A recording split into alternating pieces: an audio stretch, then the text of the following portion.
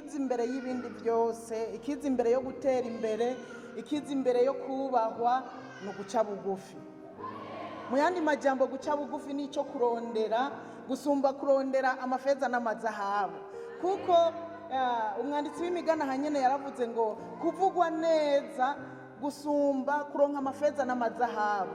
Iyo uciye bugufi abantu barakuvuga neza, hanyuma nawe ubyumvise umutima wawe uranezerwa.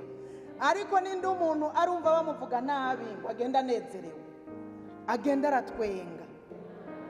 Kuvugwa neza rero ni ikintu kiryoshe cyane, kandi nagira ndababwire ngo umuntu aciye bugufi baramuvuga neza, kuko naho wowe wa urukwavu uremera ko ruzi kwiruka kandi ukemera ko rufise amatwi asongoye, ibyo ntushobora kubyirengagiza.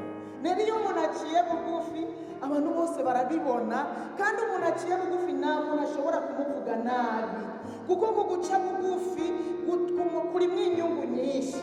Haleluya! Twasomye aya majambo y'Imana yuko guca bugufi kwitangira imbere yo kubahwa. Haleluya! Guca bugufi kwitangira imbere yo kubahwa, guca bugufi gutuma bizana ubwenge, guca bugufi biza imbere yo kugira ngo uhabwe icubahiro. Bisigura ngo guca bugufi ni cyankenerwa cyane, ni icyo kurondera cyane. Guca bugufi nasanze ari ubutunzi bukomeye cyane, nasanze ari ikintu cyo kurondera, cyo kwifuzwa. Haleluya! Nawe utoba warabivukanye rero, guca bugufi urashobora kubirondera, guca bugufi urashobora gusenga bikaba muri wewe, guca bugufi urashobora kubyiga uko ungana uko nyene, kuko mwumvise yuko ari iby'ikimazi kinini. Ukeneye kubahwa, ca bugufi.